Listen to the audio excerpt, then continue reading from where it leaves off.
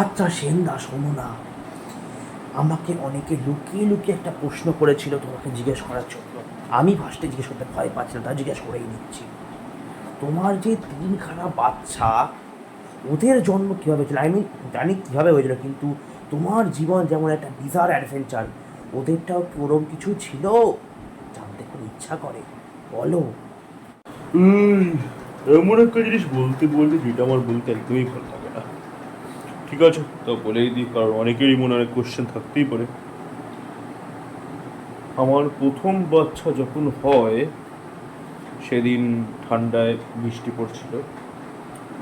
সেনদিকে বললাম যাও একটু পকোড়া ভেজে আনো। সেনদি বললো বাড়িতে বেসন নেই। প্রথম বাচ্চা হয়ে গেল। তার নামই রাখলাম আমি ঠান্ডা।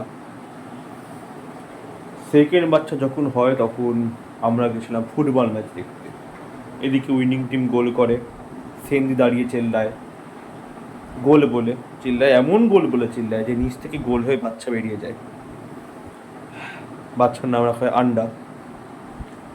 আর 3 নম্বর বাচ্চাটা যেভাবে হয়েছে ভাবতে গেলে আমার এখনো সন্দেহ হয় যে এটা কি কোনো ফ্যান্টাসি ছিল নাকি। তো তৃতীয় বাচ্চা যখন হয়, আমি যখন অনেকটা রাত হয়ে গেছিল, পাশের বাড়িতে ঝগড়া চলছিল, আমি দেখতে গেছিলাম। ঝগড়া থামিয়ে এসে দেখি সেনদি বাথরুম পরিষ্কার করছে, কোমোড পরিষ্কার করছে। ফার্স্টে ওটাই ভাবলাম, তারপর ভালো করে দেখি ওটা কোমোড তো ছিলই, কিন্তু ওটা ঝ্যাঁটা বা ঝাড়ু ছিল না, ওটা ছিল আমেরিকাল কর। সেনদি হাঁক দিয়ে বসেছিল, নিচ থেকে বাচ্চা ওখানে পড়ে গেছে। ও আমেরিকাল কর ধরে টানছিল বাচ্চাটাকে তোলার জন্য। আমি বললাম হয়তো কোমোড পরিষ্কার করছে। এত থাক, ওটাকে তুলানো হলো। এমনই সিচুয়েশন তৈরি হলো, বাচ্চার নামই রেখে দিলাম আমি জিন্দা। এটাই হচ্ছে আমার 3টে বাচ্চার জন্মের কাহিনী। ওকে। बाजू के बल से करे कमाल, सैंडा के नाम पर खेला सवाल। सैंडा पावरफुल आदमी। একই, আপনি কে? আমি কপাল। আরে ভেঙে পড়বেন না, নিজেকে শক্ত করে ধরে রাখুন। হুম হুম। আমি পায়খানার দেবতার চেলা। এই মরেছে, বাজারে আবার কোন ভণ্ড নেমে পড়লো রে? একই বাজারে অনেকগুলো ভণ্ডতে অলরেডি ভর্তি আছে। হুম, না, এটা ভণ্ডামি নয়, এটা গুন্ডামি, শ্রদ্ধা। কাপুর। আর চুপ, মানে আগে निकाल के गोटियां खेलूंगा। তাও ভালো, অন্য কিছু বের করে গটিয়া খেলবে না, তাহলে তো আমি অকারণ হয়ে যেতাম।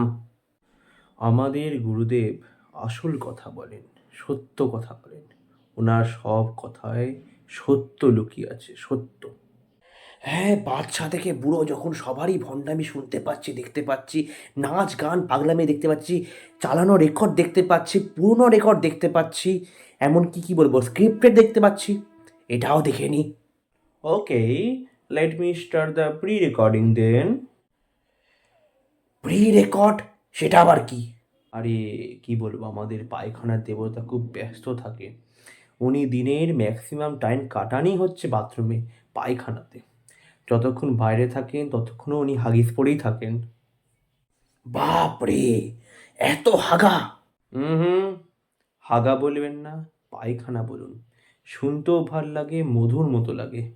ভাগ্যিস ফ্লেভার বলেনি। তো আপনাদের দেবতা এত হাগে কেন?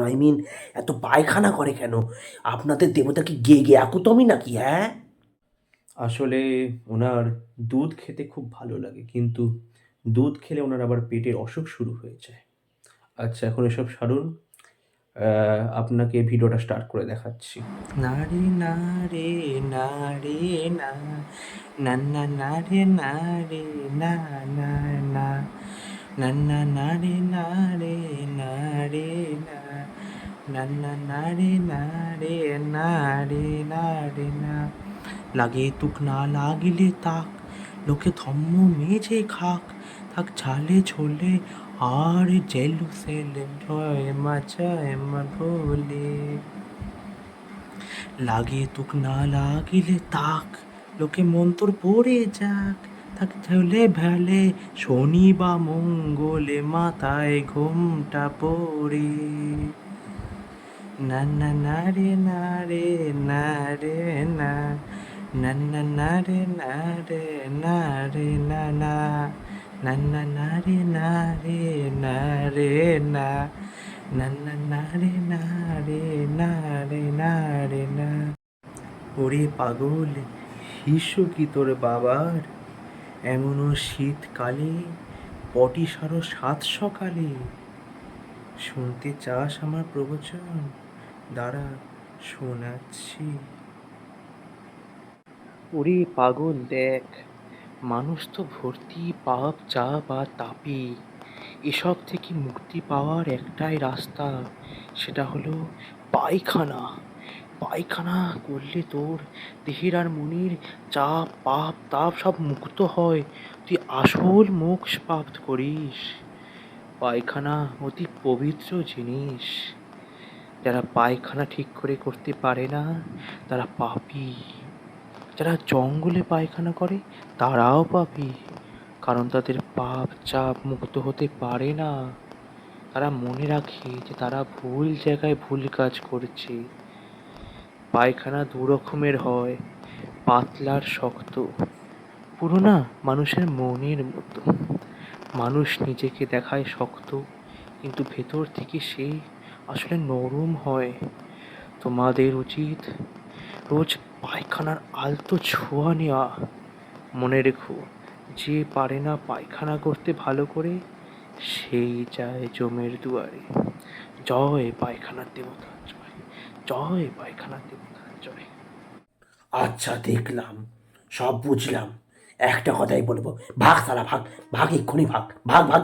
ঠিক আছে, চলে যাচ্ছি, কিন্তু যেদিন তোর পায়খানার অসুবিধা হবে, কোনো সমস্যা হবে, আমাদের হেল্পের কোনো আশা করিস না। তুই পায়খানা করে মরবি, পায়খানার দেবতা তোর পাশে আর থাকবে না। চললাম, তুই এক্ষুনি ভাগ আগে। সব চলে আসে ভণ্ডামিগুলো করতে করতে, ভণ্ডদের দল। হ্যাঁ, নানি নানি সর্দার, এক সেকেন্ড। চাপ নিও না, আমি তোমার পার্সোনালি হেল্প করে দেবো। তোমাকে আমি একটা এমন মুভ শেখাবো যাতে তুমি বেনিফিটকে খুব তাড়াতাড়ি হারাতে পারবে। এই মুভটাও শিখেছিলাম আমি অন্য একটা অ্যানিমে দেখে, যেটা আমি নিজের অ্যানিমেতে ইউজ করেছি। সেরকম তো আমি অনেক কিছু আমার অ্যানিমেতে ইউজ করেছি, হা হা হা, কেউ কিছু করতে পারবে না। তো আমি তোমাকেও শিখিয়ে দেবো।